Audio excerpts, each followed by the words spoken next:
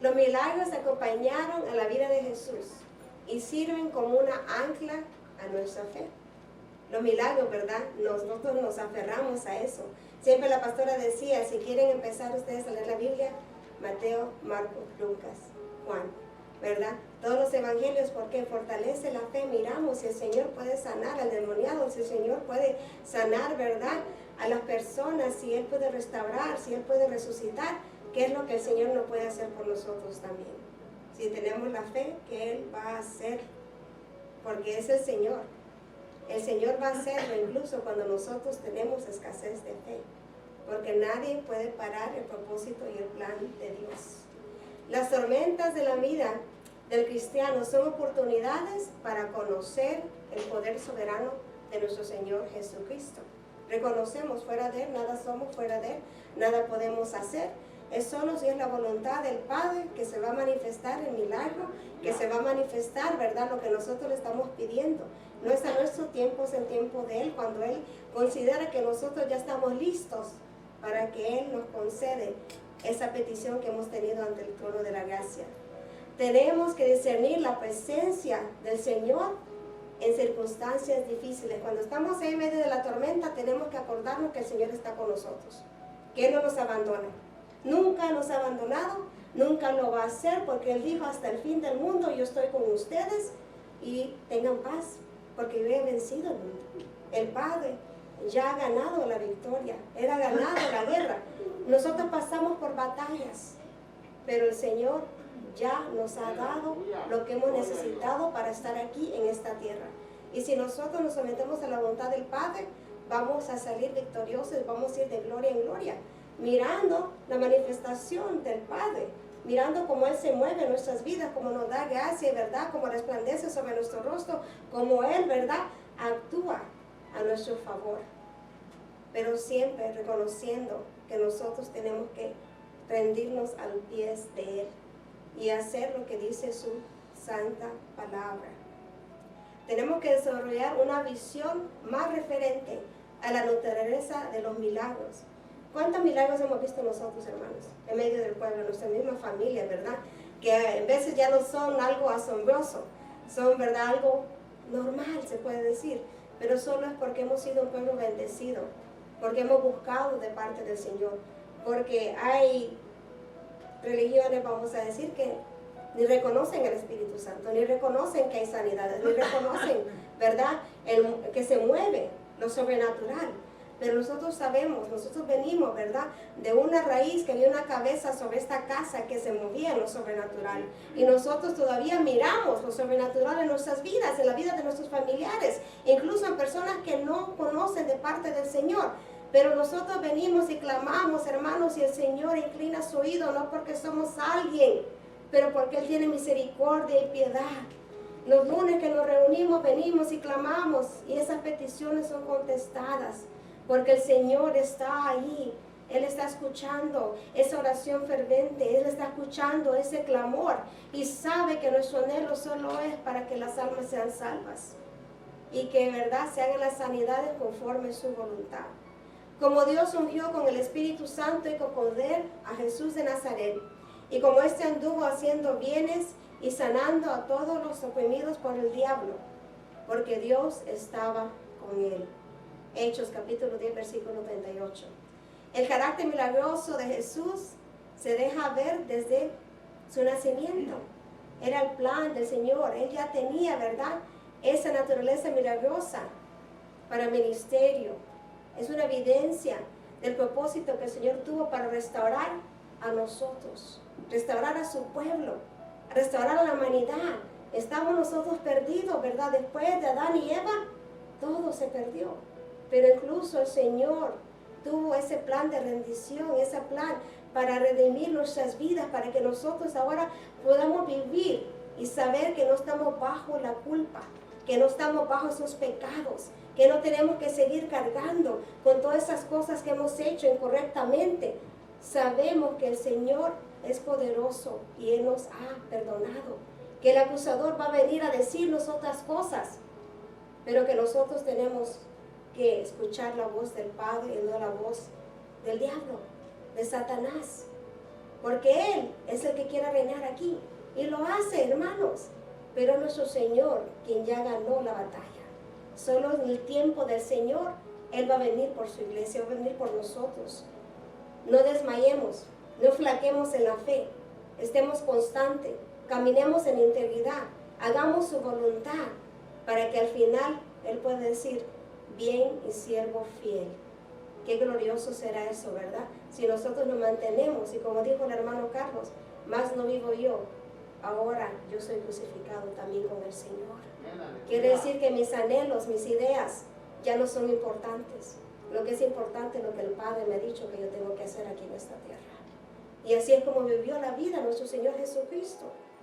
Fue asombroso aún para sus discípulos mirar el poder que ejerció el Señor en momentos de dificultad. Él les dijo, ¿por qué teméis, hombres de poca fe?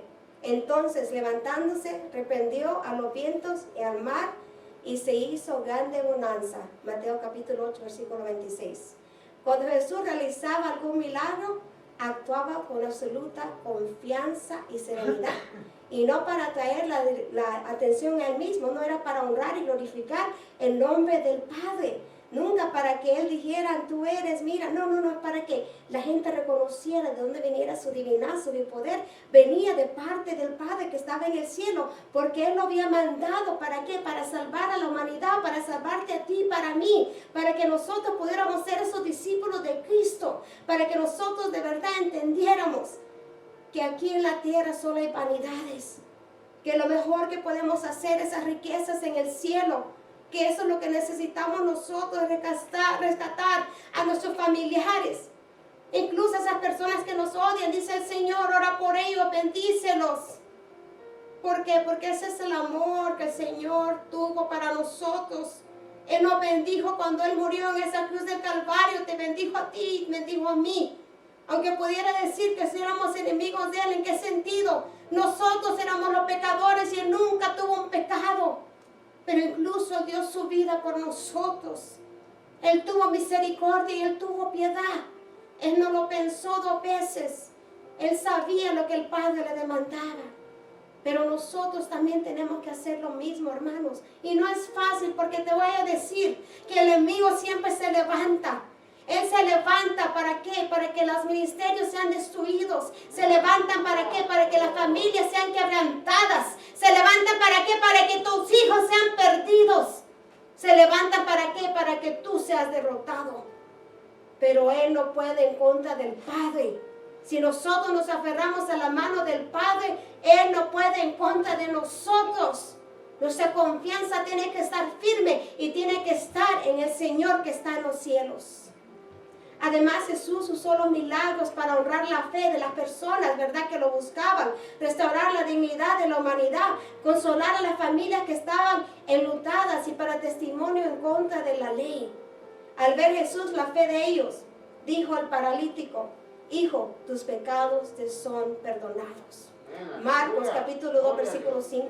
Él nunca usó el poder de hacer milagros solo porque la gente tenía la curiosidad, ¿verdad?, de cómo Él lo hacía. ¿O cómo lo hacía? Por exhibir su divinidad. No, por eso es que nunca se dio a la tentación. Cuando el Satanás, el diablo, lo llevó allá, en el desierto, Él no se dio. ¿Por qué? Porque Él le dijo, haz esto, haz aquello, lúcete. Haz lo que tú piensas, ¿verdad? Lo que yo sé que tú puedes hacer. Y Él dijo, no, porque solo al Padre yo le sirvo. Solo el Padre y yo me voy a arrodillar y servir. Hermanos, el poder que viene de lo alto no es para que nosotros seamos nombrados, nosotros seamos conocidos, para que el Padre sea exaltado y su nombre puesto en alto. Es para que reconozca que hay un Dios en el cielo y ese mismo Dios está aquí en la tierra y todavía hace milagros como lo hizo en el tiempo que estuvo su Hijo aquí en esta tierra. Ese mismo poder que le había dado a la iglesia primitiva es la misma que tenemos nosotros aquí todavía. Si entregamos nuestras vidas a Él, si lo ponemos en el centro, si entendemos que fuera de Él nada se puede hacer. Pero tenemos que cuidar eso, tenemos que cuidar nuestra vida espiritual. No nomás es de vez en cuando, no tienes que llenarte todo el tiempo, tienes que buscar la presencia del Padre. Porque el diablo viene por ti y por mí todos los días de nuestras vidas y Él no descansa. Él va a usar al impío, Él va a usar hasta tu familia, Él va a usar el que Él quiera. Y está en ti si vas a ser derrotado. tienes que vivir la palabra. Tienes que ser hacedor de la palabra. No puedes nomás escuchar. Tienes que ser rema en tu espíritu. Tienes que entender que cuando alguien viene en contra de ti, no es esa persona. Son los seres de las tinieblas. Que están siendo, ¿verdad? Esa persona que haga en contra de ti. ¿Para qué? Para que caigas. Y si nosotros caemos, entonces, ¿qué decimos, verdad? No podemos nosotros hacer eso. Tenemos que mantenernos firmes en el Señor, sobre todo. Que seamos nosotros esos obreros en cual el Señor tiene complacencia. En el cual el Señor dice, ahí está mi hija, está mi hijo. Y aunque el enemigo vino y lo atacó, no se rindió. No le dio al enemigo el placer de ver que él sea derrotado. Eso es lo que necesitamos de verdad. Porque tenemos nosotros el escudo de la fe. Porque tenemos el yelmo de la salvación. Porque tantas cosas que el Señor nos ha dado espiritualmente. Porque Él ya sabía lo que tú y yo vamos a pasar. Él ya sabía cómo el enemigo iba a venir en contra de nosotros, como un río se iba a levantar. Mas Él iba a levantar esa bandera para ti y para mí. Para la salvación de nuestras almas. Y para que nosotros nos mantuviéramos en ese río del Espíritu. Tiene que correr ese río adentro de ti, adentro de mí. Y saber que somos de verdad hijos y hijas de Dios. Comprados a un precio de sangre, redimidos por el Cordero. No fue cualquier cosa que pasó ahí en la cruz de Calvario. Fue el milagro más grande porque ahí es donde tú y yo adquirimos la vida de verdad. Es cuando nosotros entendemos que ese sacrificio, tenemos que ser agradecidos todos los días de nuestras vidas. Saber eso, que el Padre ya tenía un plan para ti, para mí, que el Padre ya sabía que tú ibas a ser ese instrumento escogido. Pero cómo ha batallado Satanás para que tú te rindas a sus pies y para que tú hagas sus obras. Y Él lo seguirá haciendo si tú no vienes de verdad a los caminos de Dios, si no te afirmas. Él te va a seguir zarandeando. Y tú vas a decir, ¿por qué me pasa eso? Pero déjame decirte, ¿sabes por qué? Porque nunca te afirmaste el camino del Padre. Nunca te afirmaste sobre esa roca. Nunca hiciste lo que el Padre te había dicho. No podemos estar navegando en el mundo y en las cosas de Dios. Porque Dios tiene misericordia, pero también Dios puede tener juicio sobre nuestras vidas. También el Señor va a decir, ya basta, te he hablado, te he dicho, te he llamado, pero tú no estás entendiendo lo que yo quiero hacer a través de tu vida. Tú no entiendes por qué es que yo te he hablado tantos tiempos, tantas veces. Los milagros de Jesús fueron en respuesta a una necesidad y como resultado de la fe y confianza que estaba puesta en Él, por quienes se acercaban buscando la intervención. Eso es lo que nosotros hacemos, hermanos, nos acercamos al Señor. ¿Para qué? Para que Él haga la obra por nosotros. Nada podemos hacer, pero el Señor pelea por nosotros. Él es soberano. A los demonios Él les ordenaba que se callaban. ¿Y qué hacían? Se callaban. Y después Él los expulsaba con las palabras de autoridad. Y te quiero decir que esa misma autoridad la tenemos nosotros. Tenemos esa autoridad para expulsar los demonios, las cosas de las tinieblas. Son los que en veces no entendemos eso. Reprende al diablo, repréndelo. Si el Señor ya, Él lo derrotó por ti y por mí. También de muchos salían gritando y diciendo, tú eres el Hijo de Dios. Pero reprendiéndoles no les permitía hablar, porque sabían que Él era el Cristo. Lucas capítulo 4, versículo 41. Dice versículo 1, salió Jesús de ahí y vino a su tierra y le seguían sus discípulos. Su tierra, Nazaret, ciudad de Galilea, estratégicamente ubicada como la ciudad fronteriza, que le concedía una perspectiva de independencia, cual fue lo que hizo que los judíos estrictos le despreciaran. El Señor entró en la historia por la misma puerta que todos. Nació, ¿verdad? Nació aquí en esta tierra, así como tú y yo. ¿Por qué regresa Él a su tierra? Este hecho revela la vida natural, normal del Señor. Quizás el Señor quería, ¿verdad?, apartarse de las multitudes y quería descansar en un lugar donde había más tranquilidad. A lo que no se negó nunca fue a enseñar la palabra en la sinagoga, ¿Cómo despreciar una oportunidad para enseñar la palabra de Dios? Y así tenemos que ser nosotros también.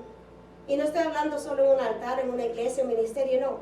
Cada vez que tú vas y compartes la palabra con tu familia, cada vez que tú lo compartes, ¿verdad?, con esas personas con quien tú trabajas, o cuando tú lo compartes con tus amigos, tú también ahí estás exponiendo la palabra del Padre. Y es precisamente esto, porque estaban ellos confundidos, los incrédulos, porque miraban cómo él hablaba con la autoridad, él tenía sabiduría, y ellos se preguntaban de dónde salió todo eso. El discurso de Jesús es seguido por un ambiente de asombro, de admiración y de preocupación. Preocupación porque si de verdad ellos iban a seguir a Dios y a Cristo, tenían que cambiar sus vidas. ¿Verdad, hermanos? Cuando escuchamos la palabra, nosotros nos confronta, nos exhorta y sabemos que tenemos que cambiar esas cosas que no son agradables al Señor. Y los hombres se maravillaban diciendo, ¿qué hombre es este? Que aún los vientos y el mar le obedecen. Mateo capítulo 8, versículo 27. ¿De dónde ha obtenido tal poder para hacer milagros? ¿Cuál era la escuela rabina que pudo haberlo educado? Preguntas que quienes no saben ni entienden la manifestación del poder sobrenatural de Dios se preguntan. No saben porque no tienen una relación personal con Él, no saben porque no escudriñan las Escrituras, no saben porque no se han metido de verdad en las aguas del Señor. Como Dios ungió con el Espíritu Santo y con poder a Jesús de Nazaret, y como éste anduvo haciendo bienes y sanando a todos los oprimidos por el diablo, porque Dios estaba con él. Hechos capítulo 10, versículo 38. ¿Cuál es la fuente del poder? La misma que los judíos negaban conocer, la misma que hoy día sigue usando instrumentos ungidos para exaltar el nombre de Jesucristo. La unción viene del Padre. Somos nosotros que tenemos que pedirle al Padre que utilice nuestras vidas. Cuando decimos, heme aquí, mándeme a mí, no nomás es que nos va a mandar a predicar la palabra, es que nos tiene que quebrantar para que Él pueda depositar de Él y que nosotros podemos mengar y Él pueda fluir a través de nosotros, hermanos. Pero recibiréis poder cuando haya venido sobre vosotros el Espíritu Santo, y me seréis testigos en Jerusalén, en toda Judea, en Samaria y hasta el último de la tierra. Hechos capítulo 1, versículo 8. Dice versículo 3, ¿no es este el carpintero, hijo de María, hermano de Jacobo, de José, de Judas y de Simón? ¿No están también aquí con nosotros sus hermanas? Y se escandalizaban de él. Mas Jesús le decía, no hay profeta sin honra, sino en su propia tierra, y entre sus parientes y en su casa. El carpintero, el oficio ejercido por Jesús durante los primeros 30 años de su vida. Sin duda era la forma de que muchos de sus conciudadanos lo reconocían a él. No es este el carpintero, decían ellos. Manufacturó, una persona, verdad, que trabajaba con sus manos. Era un honroso trabajo que formó la vida de Jesús. Ahí él adquirió la vitalidad física que lo capacitó para que él pudiera ejercer el ministerio. Él caminaba mucho, ¿verdad? Él andaba por muchos lugares. Eso lo hizo a él más vital para que él pudiera andar donde el Señor lo mandara. Era una labor de su ministerio. Hubiera sido muy difícil que las personas de Jerusalén, de Nazaret, perdón, no reconocieran a Jesús, porque Él estaba en medio de ellos. ¿Por qué? De seguro Él les sirvió en cierto tiempo como carpintero en el oficio que Él ejercía. Por esta razón es que se hace tan difícil la transición para ellos. Ahora estaba ahí el carpintero que ellos conocían, y Él decía, yo soy el Mesías, yo soy el enviado. No podían ellos captar eso, porque miraban a Jesucristo con los ojos naturales. ¿Cuántas veces la gente nos mira a nosotros y no pueden pensar que ahora nosotros servimos a Cristo? Que ahora nosotros predicamos la palabra, que ahora nosotros vivimos una vida diferente. ¿Por qué? Porque nos conocían en nuestra naturaleza anterior y no saben lo que el Señor ha hecho ahora en nuestras vidas. No sabe cómo hemos sido transformados, que hemos nacido de nuevo. No sabe que es el Señor que está fluyendo en nuestras vidas y haciendo la obra. Somos un testimonio viviente para el Señor. y tenemos que seguir siéndolo todos los días de nuestra vida, porque ni aun sus hermanos creían en él. Juan capítulo 7, versículo 5. Nótese con facilidad, ellos dijeron, ¿verdad?, quién era la familia de Jesús. Esta identidad familiar resultaba irreconciliable para los judíos con la reclamación de la divinidad de Jesucristo. La naturaleza de la persona de Jesús se convirtió en una piedra de tropiezo para ellos y una roca de escándalo para la gente de su propio pueblo. Por eso dice, no hay profeta, ¿verdad?, que tiene hombre en su propia tierra, porque lo conocían antes como era y no podían creer los milagros que quizás estaban ocurriendo en ese lugar, porque habían puesto sus ojos en el hombre. Siempre decimos, no pongamos los ojos en el hombre y la mujer, porque nos van a fallar. Somos carne, somos humanos, todos fallamos, todos pecamos. Solo podemos poner nuestros ojos en el sacerdote de nuestra fe, en nuestro Señor Jesucristo. Entonces Él sea por santuario, pero a las dos casas de Israel por piedra para tropezar, y por tropezadero para caer, y por lazo y por red al morador de Jerusalén. Isaías capítulo 8, versículo 14. La respuesta de Jesús fue directa y personal. Lamentablemente eran los de su pueblo y la propia familia quienes no lo aceptaban como el Mesías, porque Jesús mismo dio testimonio de que el profeta no tiene honra en su propia tierra. Juan capítulo 4, versículo 44. La mente humana no puede entender los misterios divinos y la gracia, según es revelada en los siervos de Dios. Humanamente hablándose, consideraban imposible que alguien que habían ellos conocido bien pueda servir ahora como un representante, como un instrumento de Dios. Por eso muchas veces nuestras familias no pueden venir a los pies de Cristo porque nos conocían como éramos antes. Quizás hasta nuestros propios hijos, ¿verdad, hermanos? Pues tenemos que orarle al Señor para que mande ese ángel que les hable del Evangelio, para que ellos de verdad puedan tener esas escamas que se caigan de sus ojos espirituales y que se abra su entendimiento, que se pueda abrir, para que ellos puedan venir a los pies de Cristo y ser salvos. Si el mundo los aborrece, sabed que a mí me ha aborrecido antes que a vosotros. Juan capítulo 15, versículo 18. Por esto advirtió el Señor a sus discípulos, para que no se sorprendieran del rechazo del mundo. No hay que sorprendernos que lo rechazan a nosotros. Si el Señor lo rechazaron, yo siempre digo, cuando le hablo a alguien de Cristo y no lo aceptan, a mí no me está rechazando al Señor. No es nada personal. Yo no me ofendo. Eso es personal contra ti y el Señor. Es la relación que tú tienes o no tienes con Él. Pero eso no tiene que ver nada conmigo. Y seréis aborrecidos de todos por causa de mi nombre. Lucas capítulo 21, versículo 17. Si nos identificamos con Cristo, nos exponemos a sufrir las mismas consecuencias. ¿Qué dice el Señor? Bienaventurados, ¿verdad? Si nosotros somos confrontados por cosas del Señor, si nosotros somos rechazados, bienaventurados. ¿No parece que de verdad en ese momento quizás que estamos pasando la prueba, que es algo por qué gozarse? Pero si el Señor dice que nos gocemos, ¿sabe por qué? Porque quiere decir que tú de verdad estás sirviéndole a Dios. Quiere decir que tú de verdad estás viviendo tu vida como el Dios quiere. Y por eso es que los impíos y las tinieblas reconocen que hay algo diferente en ti. Y por eso te rechazan. Y por eso no te quieren. Y por eso te calumnian. Dios los bendiga. Dios los bendiga. Porque el Señor es el que va a tomar cuentas y el que va a hacer las cosas para nosotros. Nosotros no tenemos ni que abrir nuestra boca. El Señor es el que va a dar la paga, dice su palabra. Y yo lo creo. Yo lo creo porque el Señor, lo que Él promete, Él lo cumple. Dice versículo 5. Y no pudo hacer ahí ningún milagro, salvo que sanó a unos pocos enfermos, poniendo sobre ellos las manos. No pudo hacer ahí ningún milagro. Esto hace referencia a que no pudo hacer ningún milagro portentoso. Evidentemente ellos no le traían a los enfermos como se los traían en otros lugares. No tenemos muy claro por qué es que el Señor Jesucristo estaba asombrado frente a la incredulidad del pueblo.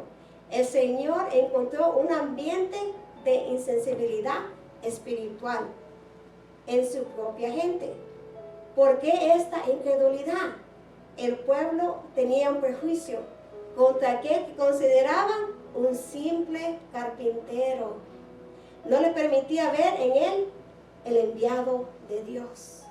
Y así van a vernos a nosotros también. Éramos un simple, lo que ellos quieran pensar. Ahora no van a saber cómo, por qué y cuándo el Señor te levantó. Ni cómo el Señor te está ahora utilizando.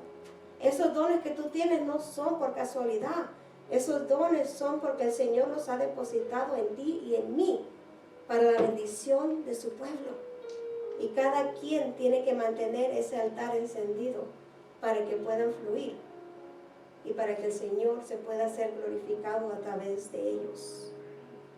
Porque también a nosotros se nos ha anunciado la buena nueva como a ellos, pero no les aprovechó el oír la palabra, por no ir acompañado de fe en los que le oyeron. Hebreos capítulo 4, versículo 2. La ignorancia sobre la naturaleza del llamado divino presenta un grave obstáculo para la realización de los milagros portentosos. ¿Por qué? Creer es la base para obtener resultados milagrosos. Sin fe no podemos agradar al Señor. Es pues la fe, la certeza de lo que se espera, la convicción de lo que no se ve. Hebreos capítulo 11, versículo 1. Tanto como el requisito indispensable para agradar a Dios, pero sin fe es imposible agradar a Dios, porque es necesario que el que se acerca, escuchen hermanos, el que se acerca a Dios, crea que le hay. Si te acercas lo vas a encontrar. Acércate mientras puedes ser hallado, dice la palabra, que es el galardonador de los que le buscan. Hebreos 11:6. Ese galardón no te voy a decir que son las finanzas siempre, porque no. Es la sanidad de tu alma, la restauración de tu corazón.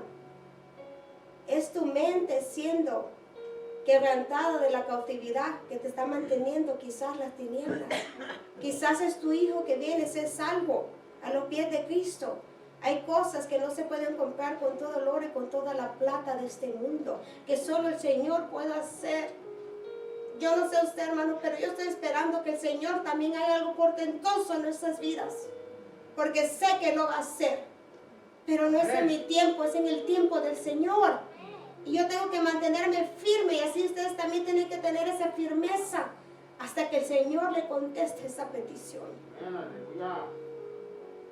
Es la fe en el Hijo de Dios lo que puede derribar esos obstáculos para lograr respuestas milagrosas de parte de Dios. Cuando la ignorancia busca con sinceridad a la verdad, entonces se abren las puertas del entendimiento para alcanzarlo. Así estábamos nosotros, no conocíamos nada, no sabíamos nada, pero el Señor alumbró nuestro camino, nuestra mente, nuestro corazón, y ahora nosotros vivimos diferente, actuamos diferente, hablamos diferente, nos conducimos diferente, solo porque sabemos que eso le agrada al Padre. Porque somos ahora siervos de Él, no somos ahora siervos de las tinieblas. Antes le servíamos a las tinieblas, ¿verdad? Hacíamos lo que la carne nos decía, buscábamos los placeres del mundo, pero ahora no. Ahora somos siervos celestiales.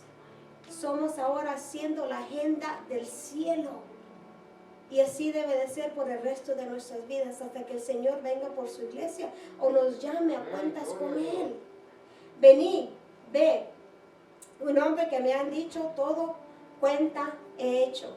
¿No será este el Cristo? Juan capítulo 4, versículo 29, hablando de la mujer samaritana.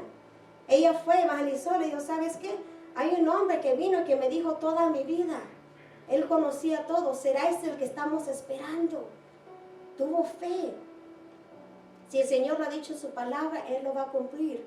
La palabra no se va vacía, no regresa vacía. La palabra se va con el poder que el Señor va a hacer la obra. Pero sucede todo lo contrario a los que cierran las ventanas de su entendimiento y persisten en negar la revelación de Dios en la persona de su Hijo. Dijo Jesús, para juicio he venido yo a este mundo, para que los que no ven, vean, y los que ven sean cegados. Juan capítulo 9, versículo 39. A esta última clase de personas Jesús llamó ciegos de verdad. Dice el versículo 6, y estaba asombrado de la incredulidad de ellos y recorría las aldeas de alrededor enseñando. Asombrado de la incredulidad.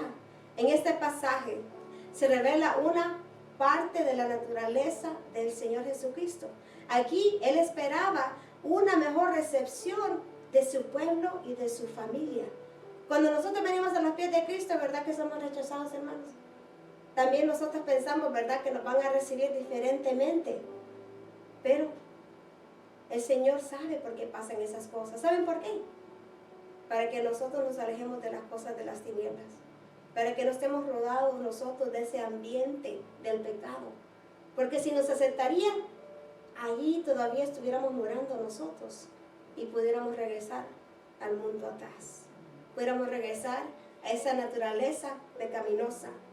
Aún en las comunidades cristianas resulta increíble que haya grados de incredulidad que impiden la manifestación del poder milagroso. Hay incredulidad en medio del pueblo. Es la verdad, no todo el que viene y dice Señor, Señor va a entrar al reino de los cielos. ¿Por qué?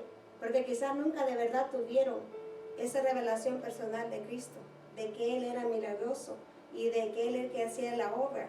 ¿Por qué decimos, verdad, cuando estamos en ministración, la iglesia orando, es lo que tenemos que estar haciendo, orando? ¿Por qué? Porque esa incredulidad sea quebrantada y se vaya en el nombre de Cristo Jesús.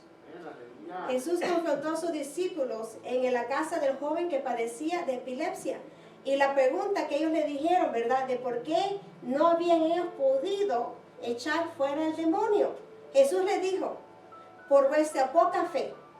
Porque de cierto os digo que si tuvieras fe como un grano de mostaza, diréis a este monte, pásate de aquí allá, y se pasará, y nada os será imposible. Mateo capítulo 17, versículo 20. Queda pues claro que los milagros son en respuesta a la fe, y la ausencia de ellos una evidencia de la incredulidad de la persona. La afirmación de que sanó a algunos enfermos a pesar de que había mucha incredulidad en Nazaret revela que Dios puede hacer su voluntad aunque no haya fe en medio del pueblo. Él va a hacer su voluntad, es lo que estamos hablando, Él va a hacer conforme a lo que Él quiere. La incredulidad se encuentra en el pueblo de Dios. Aborrecieron la tierra deseable, no creyeron en su palabra. Salmo 106, versículo 24. La incredulidad es uno de los rostros del miedo. Tenemos temor, ¿verdad? Que el Señor quizás nos mande a orar por alguien y quizás decimos, no, ¿cómo yo voy a orar por ese paralítico? Y si no se levanta, tenemos miedo, tenemos incredulidad. Si no somos nosotros, si es el Señor, si es el Espíritu Santo, si es el poder que viene del cielo, entonces ¿cuál es el temor? No tenemos la fe y la confianza que el Señor lo va a hacer de verdad. El Señor por eso nos capacita, porque Él quiere que la gente sea liberada de cuerpo, en espíritu, en su alma, en su mente. Porque hay muchos que son atormentados, pero el poder del Señor los va a liberar a través de su voluntad y de la fe.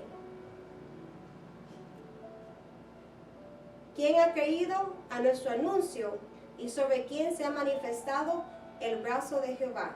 Isaías capítulo 53, versículo 1. El miedo, la incredulidad se convierte en el discernimiento, el corazón se pone duro. El corazón se hace como esa piedra, como dice, ¿verdad?, el libro de Ezequiel. Hermanos, tenemos que tener mucho cuidado que eso no more en nosotros. En el caso de Tomás, su incredulidad le mantuvo lejos de la comunión. A los caminantes de Emao, Jesús los censura de la dureza del corazón para creer. Entonces Él les dijo, oh insensatos y tardes de corazón para creer todo lo que los profetas han dicho. Lucas capítulo 24, versículo 25. La fe y la confianza es puesta a prueba en medio de la tempestad. No podemos afirmar nuestra fe y al mismo tiempo temer, porque la duda es simiente a la incredulidad en nuestros corazones. Si dudamos, tenemos incredulidad. No creemos de verdad que va a pasar. no tenemos fe, no podemos agradar al Señor y no se va a manifestar lo que necesitamos. Es lo que dice la palabra del Señor. Entonces Él les dijo, oh insensatos y tardos de corazón, ya le dije ese perdón, pero pida con fe, no dudando nada, porque el que duda es semejante a la onda del mar que es arrastrado por el viento y echado de una parte a otra. Santiago 1:6.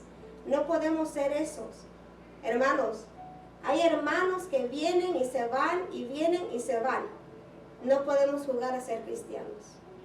No podemos jugar con las cosas del Señor. Porque ¿quién nos garantiza que vamos a poder regresar a los pies del Señor? Que quizás cuando andemos nosotros haciendo las cosas que Dios aborrece, vamos a perecer y no vamos a tener otra oportunidad. Solo el Señor sabe. Por eso tenemos que mantenernos firmes. No para agradar al hombre o la mujer, para agradar al Señor. Para estar constante con Él. La incredulidad no hará vana la fidelidad de Dios. Porque nuestra incredulidad no limita a Dios. Nos limita a nosotros a ver a los milagros portentosos que Él puede hacer a través de nuestras vidas. Éramos nosotros los que perdemos cuando nuestro corazón se pone duros y cuando no creemos de verdad en la palabra del Señor. Dice el capítulo 6, versículo 45. Enseguida hizo a sus discípulos entrar en la barca e ir delante de él a Betsaida, en la otra ribera, entre tanto que él despedía a la multitud. Y después que los hubo despedido, se fue al monte a orar. Y al venir la noche, la barca estaba en medio del mar, y él solo en tierra. Y viéndoles remar con gran fatiga, porque el viento les era contrario, cerca de la cuarta vigilia de la noche, vino a ellos andando sobre el mar y quería adelantárseles. Betsaida, ciudad al noreste de Galilea. Su nombre en arameo significa casa de pesca. La cuarta vigilia de la noche, entre las 3 y las 6 de la mañana. El Señor no revela sus planes, pero da direcciones claras. ¿Cierto o falso? Direcciones claras en su palabra. Quizás no nos va a decir qué es el resultado al final, pero nos va a decir exactamente cómo llegar ahí. Y está en cada uno de nosotros si hacemos lo que el Padre nos dirige a nosotros a hacer. Él toma control del tiempo y del espacio. ¿Cuántos milagros hemos visto en la palabra que Él ha hecho? Ha desafiado la ciencia y lo sigue haciendo. ¿Cuántas veces te han dicho que no ibas a ser sanado de algo y el Señor te ha sanado? ¿Cuántas veces dijeron que tú no ibas a poder progresar en algo y tú lo hiciste solo porque el Señor así ya lo tenía ordenado? No es el hombre, la mujer que te para. Dios no quiere que te estanques. Él quiere que tú sigas adelante. Porque Él sabe la capacidad que está en ti. Porque decía la pastora que iban a salir pastores, evangelistas, misioneros. Porque ella miraba lo que el Señor miraba. Porque ella sabía que había un propósito en cada uno de nosotros. Y aunque nosotros no lo mirábamos, ella tenía la razón porque el Señor se lo revelaba. Y todavía nosotros sabemos lo mismo. Que aquí van a salir pastores, misioneros, evangelistas, predicadores llenos del fuego del Espíritu Santo. Para la honra y la gloria del Padre. Y cada uno de nosotros somos esos llamados, escogidos para servirle al Señor. Terminando la jornada de distribuir el pan, los alimentos, Él asumió el control de la multitud y ordenó a los discípulos salir en la misión delante de Él. Aquí se nos presenta un cuadro de la distancia del Padre a ellos. Pero lo inspirador de la palabra es que Él había ido al monte a orar. ¿No es acaso alentador saber que Él intercede por nosotros? Es nuestro abogado. Él está intercediendo, estuvo aquí, lo hizo, lo sigue haciendo. Y que a nosotros nos da el privilegio de representarlo en la otra orilla. Somos el portavoz del cielo. Somos el que carga el mensaje. No nos callemos, porque si no hasta las piedras van a dar testimonio, dice la palabra. Tenemos que hablar de lo que el Señor ha hecho, está haciendo, seguirá haciendo, ese mismo ayer, ahora y para siempre. Porque solo Él es así. El Señor no ha cambiado. Quien ha cambiado es la humanidad. Y quien ha cambiado somos nosotros para el reino de los cielos. Somos comisionados en nombre del Señor para alcanzar la otra orilla. No me elegisteis vosotros a mí, sino que yo os elegí a vosotros. Sino yo os he puesto para que vayas y llevéis fruto, el fruto del Espíritu Santo. Y vuestro fruto permanezca. Cuando vayamos, ¿verdad? Ahí ante el Señor y Él pruebe nuestras acciones para que eso permanezca, para que no sea quemado, como ha dicho el pastor, ¿verdad? Para que no todo se vaya como que es nomás nada. No, para que pase esa prueba del fuego, del juicio de nuestro Padre que está en el cielo. Para que todo lo que pediréis al Padre en mi nombre, Él se los dé. Juan capítulo 15, versículo 16. La tormenta se nos presenta como la puerta de la oportunidad de conocer al Señor en una dimensión nueva, conocer el poder del Padre. Si nosotros miramos en nuestra vida los milagros que ha hecho, siempre los milagros son más portentosos. Siempre la mano del Señor hace algo diferente. Como dijo el hermano, el brazo de Jehová nos ha cortado. Él está todavía con su pueblo. Su gloria cubrió los cielos y la tierra se llenó de su alabanza. Y el resplandor fue como la luz. Rayos brillantes salían de su mano y ahí estaba escondido su poder. Habacuc, capítulo 3, versículo 3 al 4. Entendemos que Jesús no envió a sus discípulos en la tormenta para que ellos perecieran. No, al contrario, era para que ellos triunfaran en medio de esa tormenta. El Señor no nos pasa por procesos para que nosotros nos quedemos en el desierto. No, Él te pasa por el proceso para que tú estés más cerca de Él. Porque es cuando tú entiendes que tú no puedes hacer nada. Es cuando tú entiendes que solo es el poder del Padre que se puede manifestar y sacarte de ese pozo en que te encuentras. Es el que entiendes ahí que de verdad el poder solo viene de parte del Padre. Y si tú de verdad te humillas y te arrodillas y te entregas a Él, no hay nada imposible para el Señor. Él es el Shaddai, es el Dios del imposible. Todo lo puede hacer. Somos nosotros que no entendemos eso. Estamos en las buenas y quizás ni nos acordamos del Señor. Viene la tormenta y ahora queremos buscar del Padre, pero el Padre no quiere que nunca te separes de Él, porque esas tormentas van a seguir viniendo a tu vida. Si nosotros que estamos firmes en el Señor, tenemos tormentas todos los días, ¿verdad, hermanos? Esta carne desfallece, esta carne cae, esta carne no quiere ir a la presencia del Padre, esta carne no se quiere levantar en la madrugada a orar, no quiere ayunar, no quiere escuchar prédicas, no quiere estar en la palabra. Es la realidad. Y si estamos fuera de la voluntad del Padre es peor. Es peor porque tú vas a ser derrotado mucho más fácil si no estás en la presencia del Padre. En este caso ellos estaban en medio del mar y Él solo en la tierra. Ahora nosotros estamos en la tierra y Él está a la diestra del Padre en el cielo, intercediendo por nosotros. La tormenta bien pudo haber sido un examen para los discípulos, como son las pruebas para nosotros que somos los creyentes. Gloria a Dios por las tormentas que afirman a nuestra fe en el Señor. Dice el versículo 49, viéndole ellos andar sobre el mar, pensando que era un fantasma, y gritaron, porque todos le veían y se turbaron. Pero enseguida habló con ellos y les dijo, tened ánimo, yo soy, no temáis. Y subió a ellos en la barca y se calmó el viento. Y ellos se asombraron en gran manera y se maravillaban. 3 actos revelan la compasión de Jesús por sus discípulos. Los vio, vino a ellos y Él les habló. Ni la oscuridad ni la fuerza de los vientos podían impedir que los ojos del Señor estuvieran sobre ellos. No importa la tempestad que estamos pasando, Siempre están los ojos de tu Padre sobre ti y sobre mí. Están ahí para guiarnos. Están ahí para consolarnos. Está ahí porque necesitamos ser fortalecidos en medio de la tempestad. Y no hay cosa creada oculta a su vista, sino que todas las cosas están al descubierto y desnudas ante los ojos de aquel a quien tenemos que dar cuenta.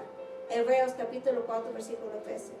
Era de noche y la oscuridad es siempre sinónimo, ¿verdad?, de terror y de espanto. Pensamos, ¿qué es lo que está pasando? ¿Qué es lo que hay afuera? ¿Verdad? En nuestra humanidad. Los vientos eran contrarios, la cual hacía más crítica la situación. Aparte de eso, aparece una figura andando sobre el mar en dirección hacia ellos, lo que siembra el pánico entre el grupo. ¿Cómo nosotros hubiéramos reaccionado en ese momento, hermanos? En medio de la tempestad miramos una figura, no sabemos, no podemos ver. ¿Sabe? En realidad, así somos nosotros, tenemos una vista bien corta. Quizás pensamos en el momento, quizás pensamos en lo que está pasando, pero no pensamos en los resultados en el futuro. Por eso es que hay que buscar la guía del Señor, porque Él nos va a guiar a esos resultados que son favorables para nosotros, para nuestra familia y para nuestros ministerios. Pero es aquí donde se manifestó la omnisciencia divina y se hace escuchar su mensaje con una triple amonestación. Tener ánimo, yo soy, no teméis. Aun cuando ellos no podían distinguir la figura, ellos podían reconocer la voz del pastor. Mis ovejas oyen mi voz y yo las conozco y me siguen. Juan capítulo 10, versículo 27. Pero aquí hay algo más. Jesús subió a ellos en la barca. Él disminuyó la distancia y se hizo presente entre ellos. El milagro se consumó, cesó la tempestad. Cuando el Señor está en tu barca, trae la paz, trae la calma. Todo lo que el enemigo ha querido plantar en ti, se va a ir en la presencia del Padre. Porque las tinieblas no pueden convivir con la luz. No puede estar dos mundos donde está la presencia de nuestro Padre Celestial. La presencia del Eterno hizo la diferencia. Había llegado a la barca aquel que manda y los vientos le obedecen. Los demonios se van en el nombre de Cristo Jesús. Porque hay poder en su nombre y no hay otro nombre dado en la tierra, bajo de la tierra. El nombre más poderoso, el Señor Jesucristo. Él los libera, Él hace la obra, pero tienes que mantener esa casa preparada para el Señor. ¿Qué dice la palabra? La limpias, sale uno, regresan 7, y ahora es una legión. Y es más difícil para que esa casa sea barrida y preparada para el Señor. No es imposible, pero más difícil todavía. Enseñándoles que guarden todas las cosas que os he mandado. Y aquí, yo estoy con vosotros todos los días hasta el fin del mundo. Amén. Mateo 28, versículo 20. Hoy no solo contamos con la voz del Padre y su palabra, sino también con su presencia, porque Él prometió no abandonar a los suyos en las travesías de la vida. No os dejaré huérfanos, vendré a vosotros. Juan capítulo 14, versículo 18. Somos amonestados a quitar nuestros ojos de los vientos y de las olas y ponerlas en Él, que venció para garantizar nuestra victoria definitiva. Y el Padre te dio la victoria, está en ti y en mí, si queremos retenerla. Si queremos nosotros de verdad que esa semilla se siembre y dé fruto al 101%.